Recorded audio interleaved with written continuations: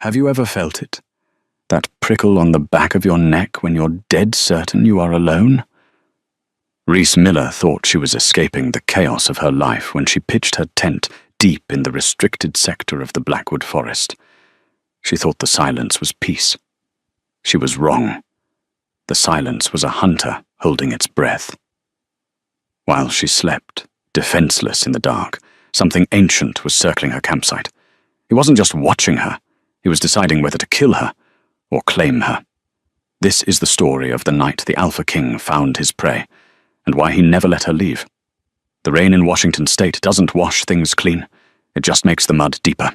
Reese Miller killed the engine of her 2018 Subaru Outback, the silence of the forest rushing in to fill the sudden void where the hum of the heater had been. She gripped the steering wheel, her knuckles white, staring out at the wall of pines that seemed to swallow the headlights. She was 28, an investigative journalist for the Seattle Chronicle who had just blown the whistle on a massive pharmaceutical scandal, and currently the most hated woman in the city by powerful men in expensive suits. Her editor, David, had told her to get lost for a week until the heat died down. Go camping, he'd said, tossing a map on her desk.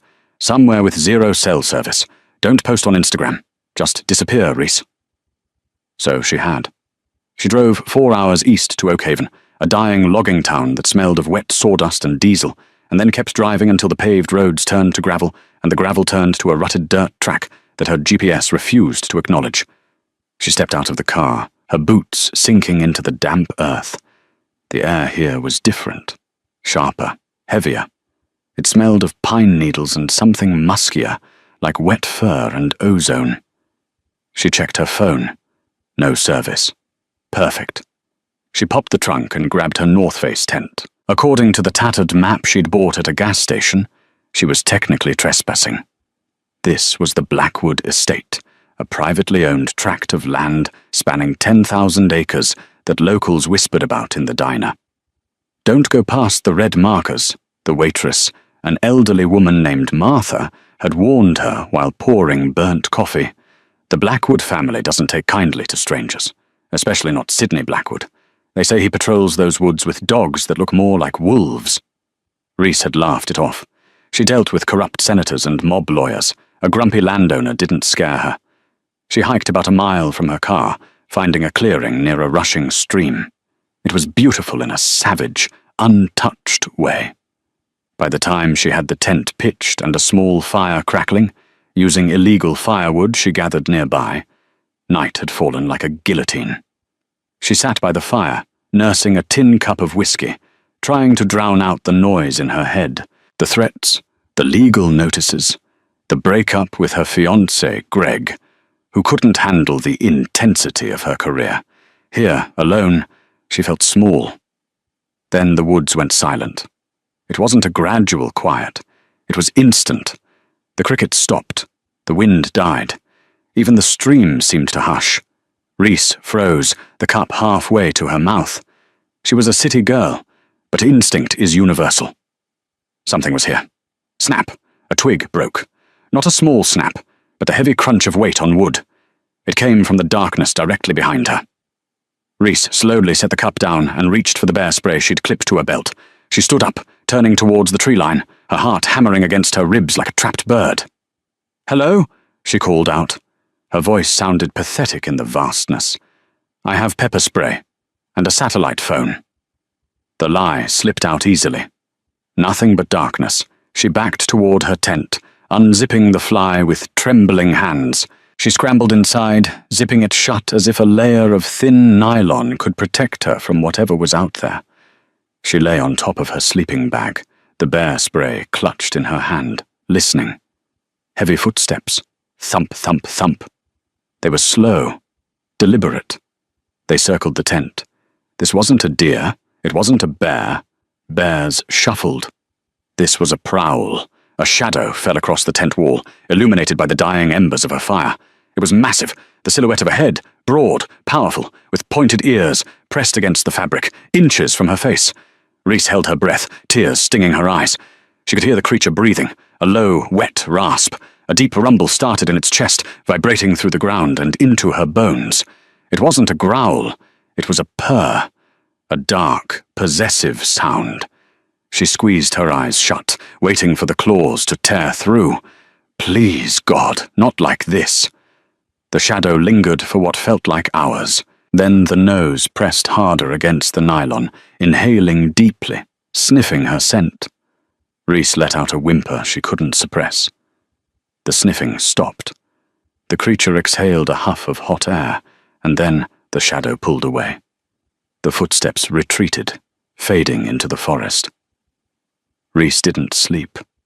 She lay there, wide awake, terrifyingly aware that she had just survived something she couldn't explain, and terrifyingly aware that she was wrong about one thing.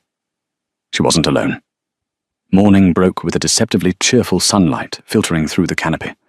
The terror of the night seemed almost ridiculous in the daylight, like a bad dream fueled by whiskey and paranoia. Rhys unzipped the tent, wincing as her stiff muscles protested. She crawled out, expecting to see what? Wolf prints? Bear tracks? She froze.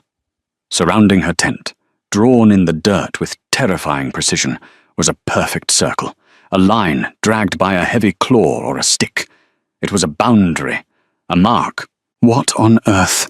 she whispered, crouching down to touch the groove in the soil.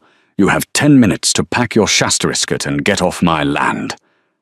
The voice was a low baritone, rough like gravel tumbling down a mountainside. It didn't come from behind her, but from the other side of the stream. Rhys jumped, spinning around. Standing on a large, mossy rock, looking down at her, was a man.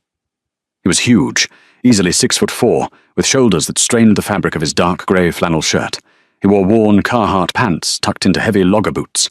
His hair was black, slightly too long, falling over eyes that were startlingly, unnaturally amber. This had to be him, Sidney Blackwood. Rhys straightened her spine, engaging her journalist mode. It was her armour. "Good morning to you too. I assume you're the owner."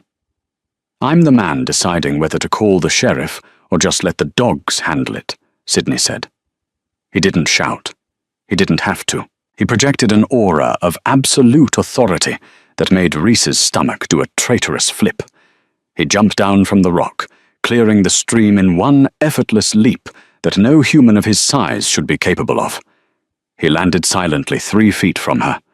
Up close, he was devastating. He had a scar running through his left eyebrow and a jawline that looked carved from granite.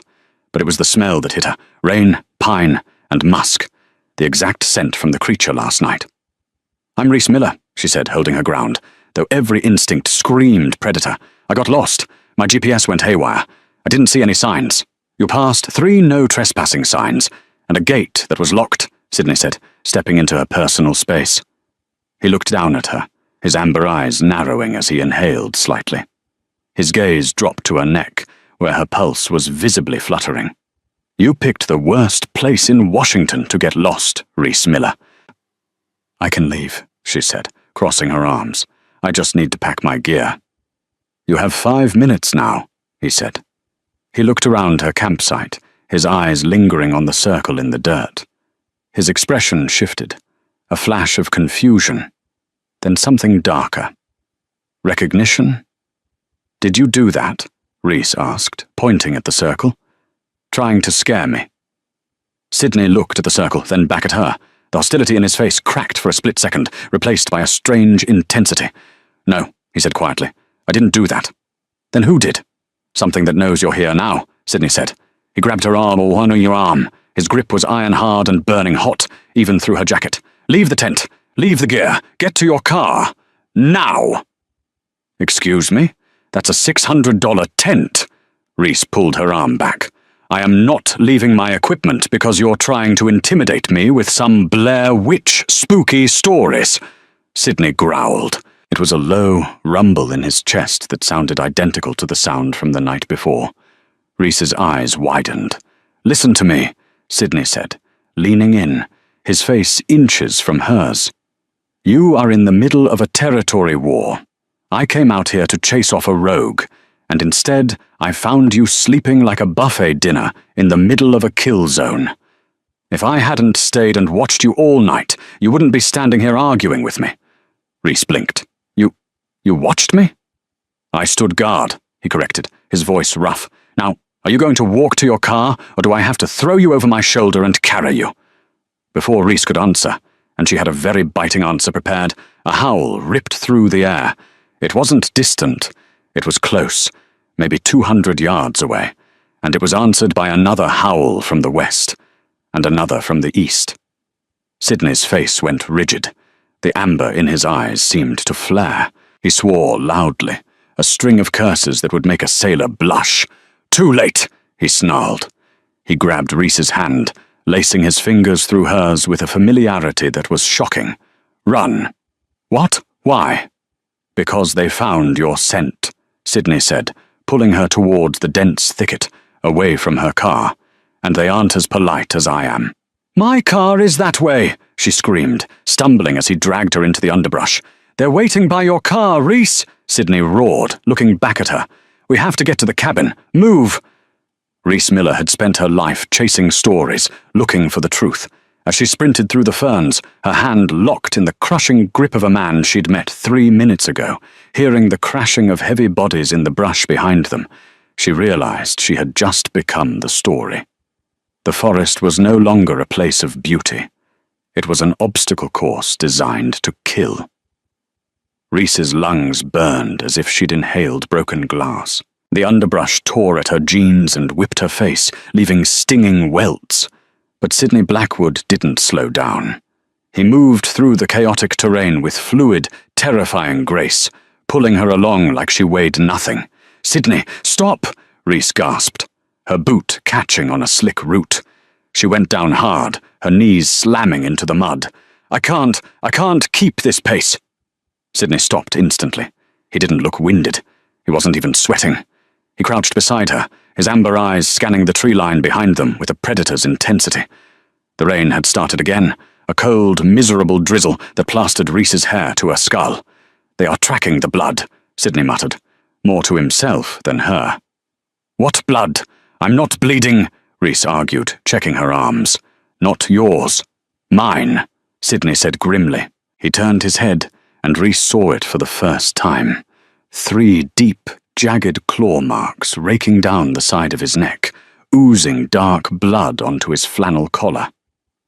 Oh my God, Rhys whispered, her journalist brain finally catching up to the horror. You were attacked last night? By what? A bear? Something like that, Sidney said, avoiding her eyes. He reached into his pocket and pulled out a ruggedized tactical knife, flipping it open. Get up, Rhys. We have half a mile to the perimeter fence. If we cross it, we're safe. If they catch us before then... Snap!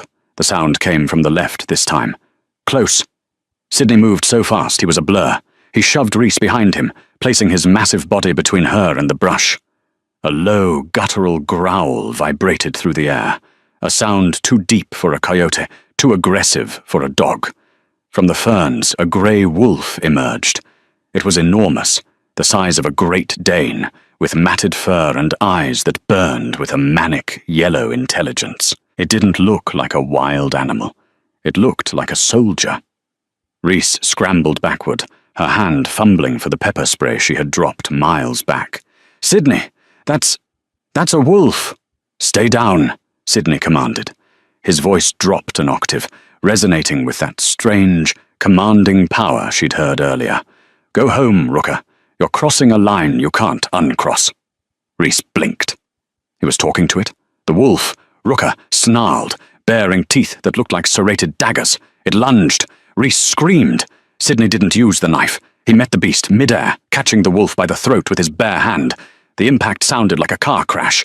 Sidney roared, slamming the massive animal into a Douglas fir tree, with enough force to shake pine cones loose from the branches. The wolf yelped, a very human-sounding cry of pain, and scrambled for footing. Sidney didn't let up. He kicked the beast in the ribs, sending it skidding across the wet leaves. Run, Rhys, the fence! Now! Sidney bellowed, his face twisted in a feral rage that was terrifying to witness. Rhys didn't argue. She scrambled up and ran. She ran until her legs went numb. crashing through a dense thicket of blackberry bushes that tore her jacket to ribbons. Ahead, through the grey mist, she saw it. A 12-foot-high chain-link fence, topped with razor wire, stretching endlessly in both directions. She reached the heavy steel gate, grabbing the bars. Locked. "Sydney!" she screamed, looking back. Sydney was backing toward her, limp-walking slightly. The grey wolf was gone, but the woods were alive with movement. More shadows. More eyes. He reached the gate, grabbed a keypad hidden inside a metal box, and punched in a code. 1984. The heavy electric lock clanked open. He shoved her through, slammed the gate shut, and re-engaged the lock just as two more massive wolves burst from the tree line. They slammed into the chain link, their jaws snapping inches from Rhys's face. She fell back onto the gravel of a paved driveway, hyperventilating. Sydney stood on the other side of the gate, staring down the wolves. He placed a hand on the wire, leaning in. "Tell Caleb," he said, his voice trembling with suppressed rage, "that if he sends another scout onto my land, I will mount his head on the town hall flagpole." The wolves paced, growling, but they didn't touch the fence. They seemed afraid of it. Sydney turned to Rhys. The adrenaline was fading, replaced by a grey pallor. He clutched his side. Are you hurt? Am I hurt?" Rhys scrambled up, rushing to him. "You just wrestled a wolf the size of a Honda Civic. You're bleeding everywhere." "It's fine," Sydney grunted, swaying. "Just adrenaline dump." "We need a hospital," Rhys said, reaching for her pocket. "I have my phone. Wait, I lost my phone." She patted her empty pockets frantically. "Damn it." "No hospital," Sydney rasped.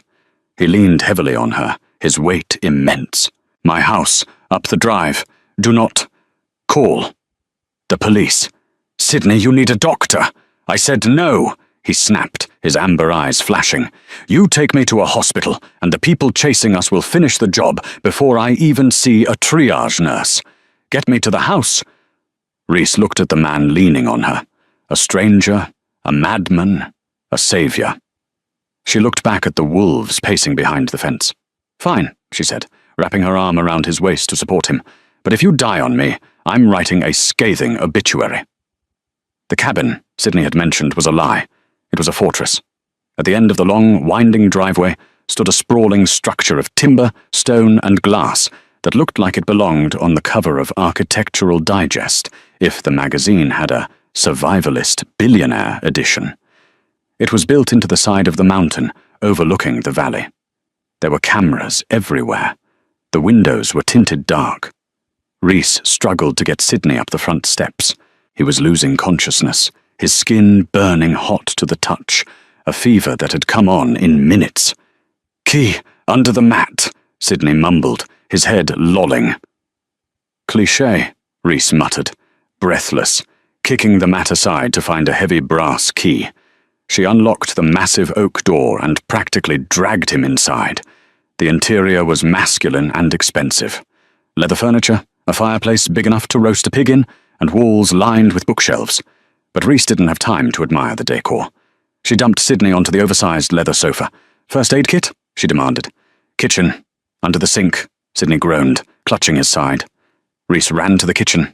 It was spotless, with a professional-grade wolf range and a massive island.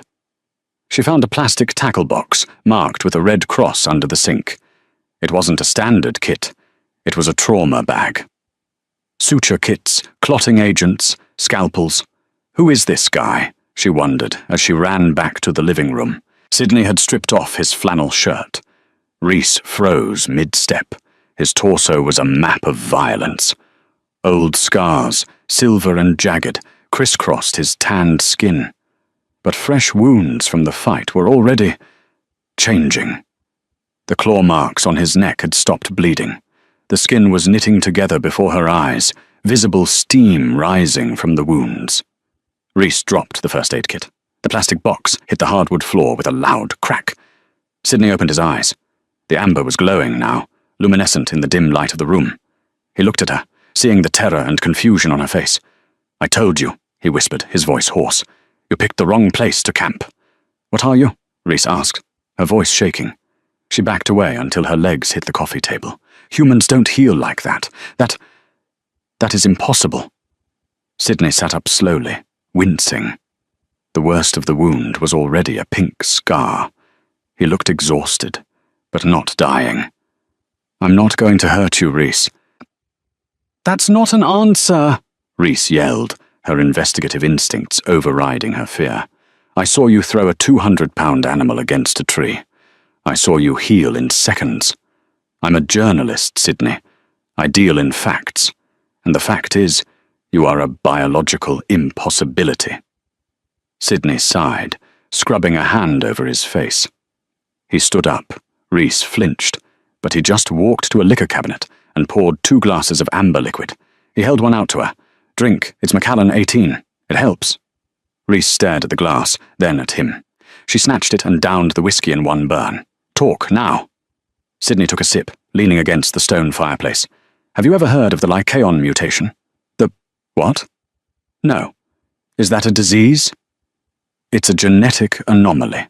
Sidney lied smoothly, though the truth was close enough. My family has carried it for generations. Denser muscle fibers, accelerated cellular regeneration, heightened senses. It's rare, and it makes us territorial. So you're Captain America? Rhys asked skeptically. And the wolves outside? Are they mutants too? Something like that, Sidney said. They want this land. My family has held the Blackwood territory for 100 years. A rival group, led by a man named Caleb Thorne, wants to force me out. They use trained animals, intimidation, whatever works. They tried to kill us, Rhys countered. They tried to kill me, Sidney corrected. You were just collateral damage, which is why you can't leave. The air in the room shifted. Rhys set the glass down. Excuse me? You've seen too much. You know where I live. You've seen the security measures. And more importantly, Sidney took a step toward her, his gaze dropping to her throat again. You smell like me now. I smell like mud and sweat, Sidney. To them, he pointed a finger towards the window, you smell like my pack. You smell like you belong to the Alpha of Blackwood. If you walk out that door, Caleb's men won't see a journalist. They'll see a weakness they can use to get to me. They will snatch you off the highway before you make it to the interstate. Rhys felt a chill that had nothing to do with her wet clothes. So I'm a prisoner? You're a guest, Sidney said, his voice dropping to that low, rumbling register that made her toes curl despite her fear. Until I deal with Caleb, you stay here. I have food. I have a guest room with a locking door. I have Starlink internet, so you can email your editor. Tell him you're extending your trip. And if I say no? Sidney walked over to her. He towered over her, radiating heat and power. He reached out, not to grab her, but to gently tuck a strand of wet hair behind her ear. His fingers grazed her jawline, and a jolt of electricity sparked between them so intense that Rhys gasped. Sidney froze, his eyes widening. He felt it too. The mate bond. He had suspected it last night when he found her sleeping, but touching her confirmed it. It was faint, but it was there. If you say no, Sidney whispered, looking into her eyes with a hunger he barely concealed, I'll have to tie you to a chair to keep you alive. And I really don't want to do that, Rhys. Unless you're into that sort of thing. Rhys's mouth fell open. You arrogant... Bang, bang, bang! The heavy brass knocker on the front door slammed against the wood, echoing like gunshots through the house. Sidney stiffened, his body shifting instantly into a combat stance. He pushed Rhys behind him. Stay here, not a word. He walked to the door and threw it open. Standing on the porch, drenched in rain, was a man in a beige uniform. A sheriff's deputy star pinned to his chest. He was older, paunchy, with a smile that didn't reach his cold, dead eyes. Sheriff Brody, Sidney said, blocking the doorway. To what do I owe the pleasure? Afternoon, Sidney, Brody said, tipping his hat. He leaned in, trying to look past Sidney's shoulder into the house. We got a call. Some hiker reported hearing screams, and a vehicle abandoned down by the old logging road. A Subaru, registered to a... Miss Rhys Miller. Brody's eyes locked onto Sidney's. You wouldn't happen to know anything about that, would you? We just want to make sure the young lady is safe. Caleb is very concerned about the safety of tourists in our woods. Sidney didn't blink. Haven't seen a soul, Sheriff. You know how dangerous these woods are. I do, Brody said, his hand resting casually on the butt of his service pistol. I surely do. Mind if I come in and take a look around? Just to be thorough. Reese, hiding behind the kitchen island, held her breath. She knew that voice. She had interviewed Sheriff Brody 2 years ago for a piece on rural corruption. He was dirty, and if Sidney was right about Caleb, then the sheriff wasn't here to save her. He was here to collect her. Reese Miller stood in the shadows of the hallway, her heart hammering a frantic rhythm against her ribs. She watched Sidney's back, broad, tense, a wall of muscle coiled to strike. I have a warrant, Sidney, Sheriff Brody lied, his voice oily. He tapped a folded piece of paper against his palm. It looked like a grocery list, not a court order. Probable cause. We found her car. It looks like a struggle occurred. I'm coming in. Brody took a step forward. Sidney growled, a low, vibrating sound that wasn't human. His fingers flexed, claws threatening to tear through the skin. If he attacked a police officer, corrupt or not, his life was over. The Blackwood estate would be seized. Caleb Thorne would win. Reese realized in that split second that Sidney couldn't fight this battle with claws. He needed a different kind of weapon. He needed a liar. She smoothed her hair, plastered a fake, sleepy smile on her face, and stepped into the light. "Sidney, honey," she called out, her voice dripping with manufactured drowsiness. She walked up behind Sidney, wrapping her arms around his waist and resting her chin on his tense shoulder. "Who is it? I thought we ordered Thai food, not a visit from the police." The silence on the porch was deafening. Sidney stiffened, shocked by her touch, but he didn't pull away. He adapted instantly, his hand coming back to rest possessively on her hip. Sheriff Brody stared at her, his jaw going slack. He looked from Reese to Sidney, his nostrils flaring as he took a deep, confused sniff. The scent of Sidney, musk, pine, and aggression, was all over her. "Miss Miller?" Brody asked, his eyes narrowing.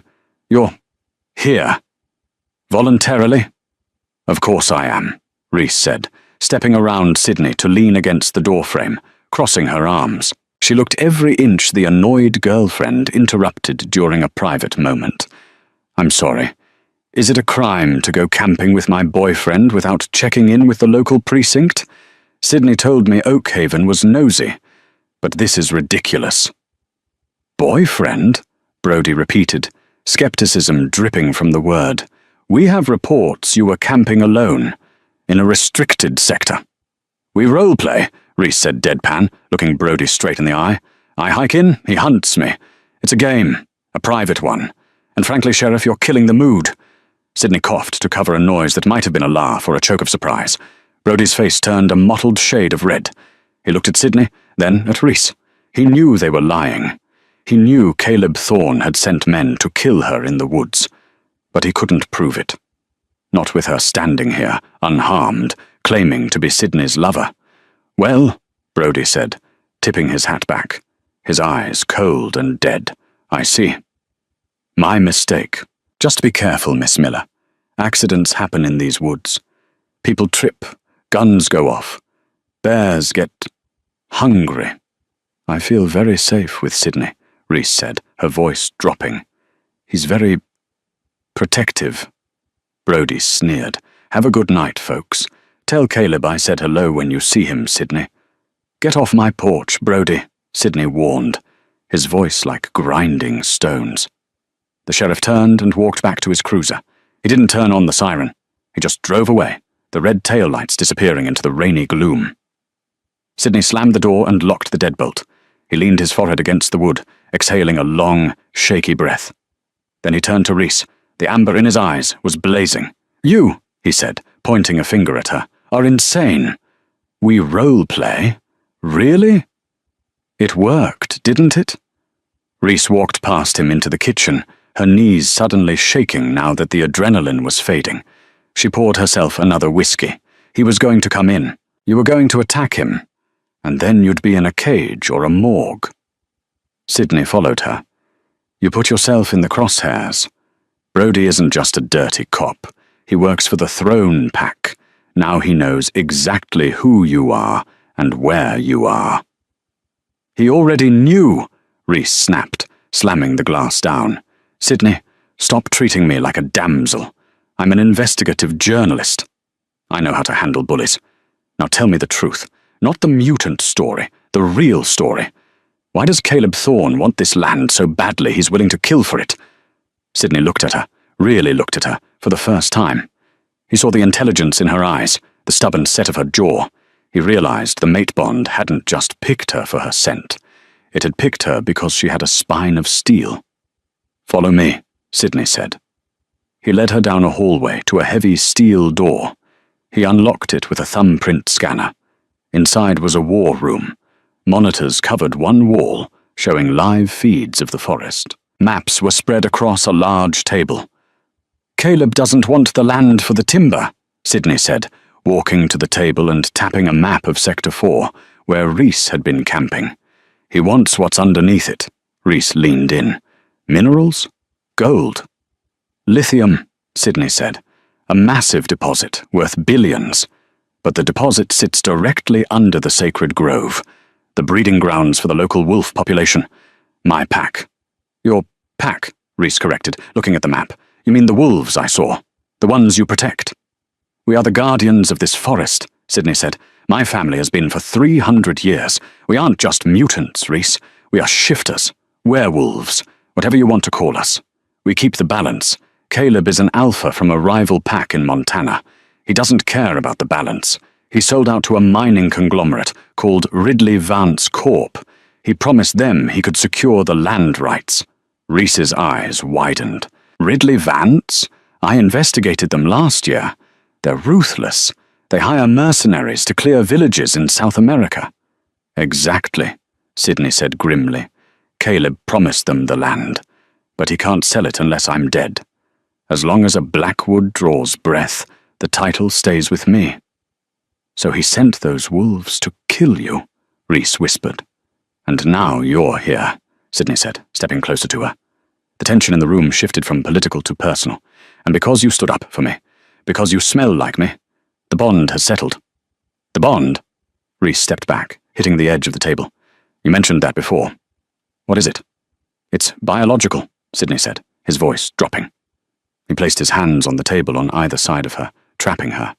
"Shifters are rare. Finding a genetic match is nearly impossible. When we do, our biology reacts. It drives us to protect, to claim." He leaned down, his nose brushing her hair. Rhys's breath hitched. She should be terrified. He was a literal monster who could crush her skull with one hand. But she wasn't scared. She felt a pull, a magnetic, heavy heat in her belly that drew her toward him. "You're saying," Rhys swallowed hard, "you're saying I'm your soulmate."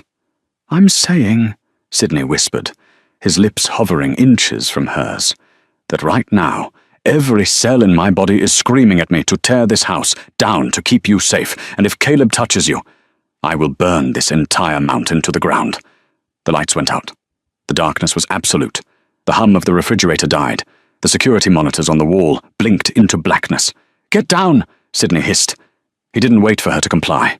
He grabbed Rhys and pulled her under the heavy oak table just as the living room window shattered. Crash! Glass sprayed across the floor. A canister tumbled into the room, hissing. "Gas!" Sydney roared. "Hold your breath!" He ripped his flannel shirt off, tearing it in two, and pressed the fabric over Rhys's nose and mouth. "Stay low. Crawl to the kitchen. The ventilation is better there." Rhys scrambled on her hands and knees, the shards of glass cutting into her palms. Her eyes watered as the acrid white smoke filled the room. This wasn't a wolf attack. This was military. "Sydney!" She coughed into the shirt. "I'm right here." His voice came from the dark, but it sounded different. Distortion. Guttural. A red laser dot swept across the hallway wall. "Thermal scopes," Sydney growled. "They can see our heat signatures. Rhys, listen to me. In the kitchen pantry, there is a trapdoor under the rug. It leads to the storm cellar. Go, now." "I'm not leaving you. You can't fight them," Sydney shouted. They are mercenaries. Humans. If I fight them as a man, I die. If I fight them as a wolf, I need room. And I can't protect you while I'm ripping them apart. Go!" He shoved her towards the kitchen. Rhys stumbled, coughing, her eyes burning. She saw the shadows of men moving on the porch. Tactical gear, gas masks, assault rifles. Ridley Vance didn't play around. She reached the pantry, kicking the rug aside. She found the iron ring of the trap door and hauled it open. She looked back. Sidney was standing in the center of the living room, illuminated by the sweep of the red laser sights. He wasn't hiding. He was stripping. He kicked off his boots. He unbuckled his belt. "Open fire!" a voice shouted from the broken window. The sound of automatic gunfire was deafening. Bullets chewed through the drywall, shattering the expensive vases, tearing into the leather sofa. But Sidney didn't fall. He roared. It began as a human scream of rage and deepened into a bone-chilling howl that shook the floorboards. Rhys watched, frozen in horror and awe, as Sidney Blackwood ceased to be a man. His bones cracked and reshaped with sickening snaps, his spine elongated. Dark fur erupted from his skin like a wave. His jaw unhinged and pushed forward, filled with teeth that were too big for a human mouth. He grew, expanding upward and outward, until he was a towering 8-foot wall of muscle and rage. The gunfire didn't stop, but the bullets seemed to annoy him more than hurt him. The werewolf, the alpha, dropped to all fours and launched himself at the window. He hit the tactical team like a wrecking ball. Rhys heard screams, terrible, wet screams, the sound of metal bending, the sound of men realizing their high-tech weaponry was useless against a creature from a nightmare. "Target is hostile! Target is— Ah!" Rhys dropped into the cellar and slammed the trapdoor shut. She locked it from the inside, her hands trembling so violently she could barely slide the bolt. She sat in the darkness on the cold concrete floor, listening to the war raging upstairs. The crashes, the howls, the silence that followed the screams. She turned on the flashlight on her keychain. The cellar was small, lined with canned food and water, but in the corner there was a filing cabinet. Rhys Miller was terrified. She was trapped in a basement while her werewolf lover slaughtered a hit squad upstairs. But she was still a journalist. She crawled over to the filing cabinet. It was labeled Land Deeds 1920, present. "If I'm going to die here," she whispered to herself, pulling the drawer open, "I'm going to know exactly why." She started reading, and what she found made the lithium deposit look like small potatoes. Sidney wasn't just protecting a wolf sanctuary. The documents detailed a lineage, a treaty signed in 1890 with the US government. The Blackwoods weren't just owners. They were recognized wardens of a federal containment zone, and Caleb Thorne's name was all over the recent correspondence, not as a buyer, but as a claimant. Caleb was Sidney's half-brother. The realization hit her like a punch. This wasn't just corporate greed. This was a war of succession. Caleb couldn't kill Sidney himself. It was against the pack law. So he hired humans to do it. He hired Ridley Vance to wipe out the Blackwood line so he could inherit the Alpha title by default. A heavy thud shook the ceiling above her. Then silence. Steps. Heavy, clicking steps. Claws on hardwood. They stopped directly above the trapdoor. Rhys held her breath, switching off the flashlight. She clutched a can of peaches as a pathetic weapon. Sniff. Sniff. A low whine. "Sidney?" she whispered. The trapdoor was ripped off its hinges. Splinters of wood rained down on her. A massive, wolfish head appeared in the opening. Its snout was matted with blood. Its eyes were wild, dilated, and glowing amber. It bared its teeth, drool mixed with blood dripping onto the concrete. It growled at her. A sound of pure, unadulterated aggression. Rhys didn't move. She stared into the beast's eyes. "It's me," she said, her voice steady despite her terror. "It's Rhys." The wolf blinked. The aggression wavered. It whined again, tilting its head. Then behind the wolf, a new voice spoke.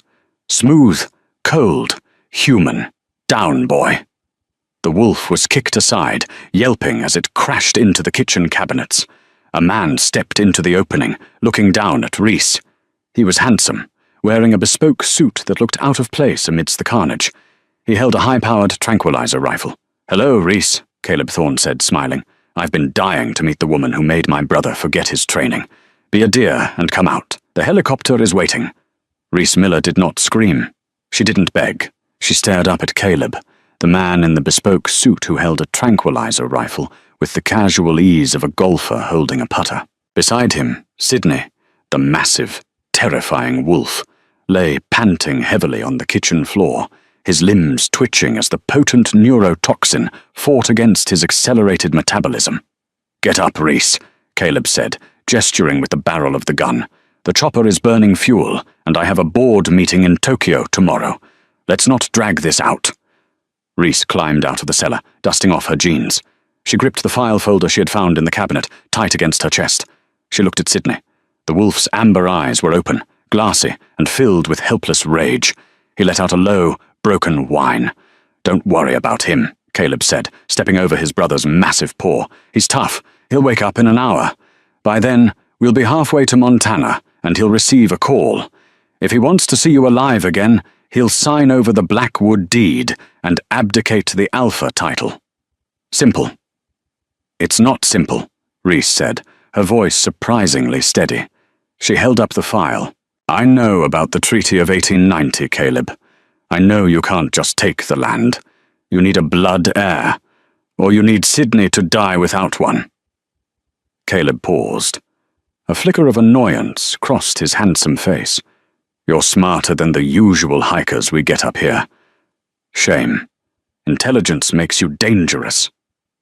"It makes me prepared," Rhys bluffed.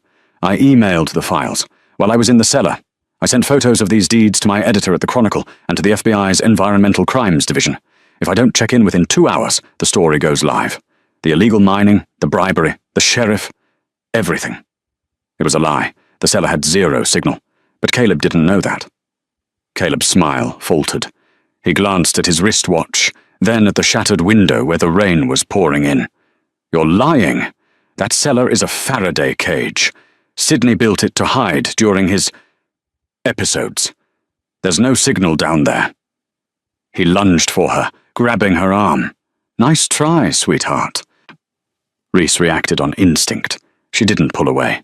She drove the heel of her hiking boot into Caleb's instep with a sickening crunch, and as he bent forward in shock, she swung the heavy file folder, packed with 80 years of legal documents, smashing the spine of it directly into his nose.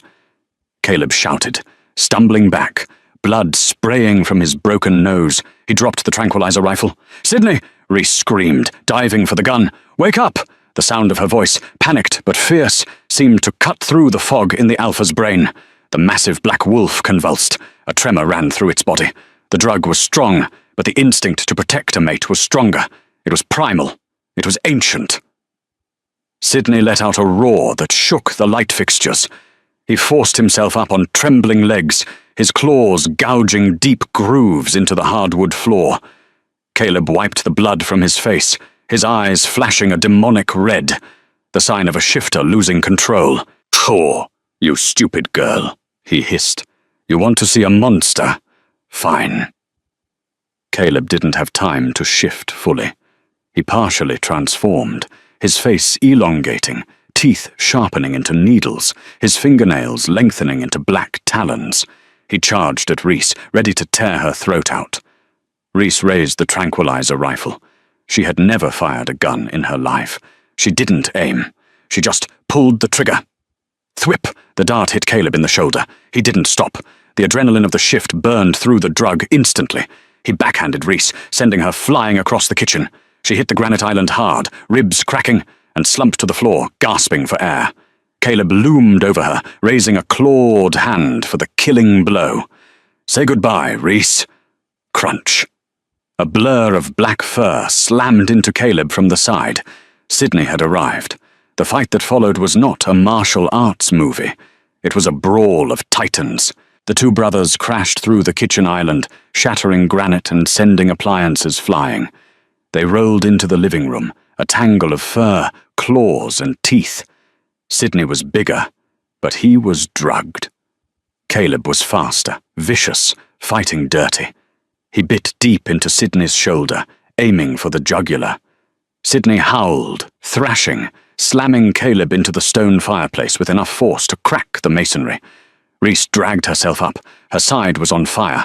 She saw the tranquilizer rifle lying near the fridge. It was empty. She needed a weapon. She saw the liquor cabinet, the high-proof whiskey, and the lighter on the counter. "Sydney, move!" she screamed.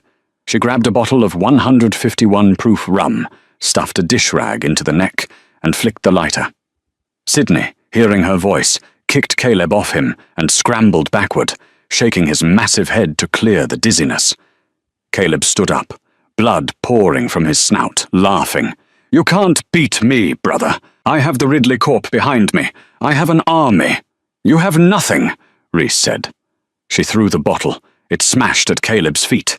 The alcohol ignited instantly, turning the rug and Caleb's lower half into a fireball. Caleb shrieked, a high, human sound of terror. Fire was the one thing shifters couldn't heal from instantly. He scrambled backward, batting at the flames, crashing through the already broken window and falling out into the rain-soaked, muddy yard. Sydney didn't pursue him. The wolf looked at Reese. He was bleeding, swaying, his fur matted with drywall dust and blood.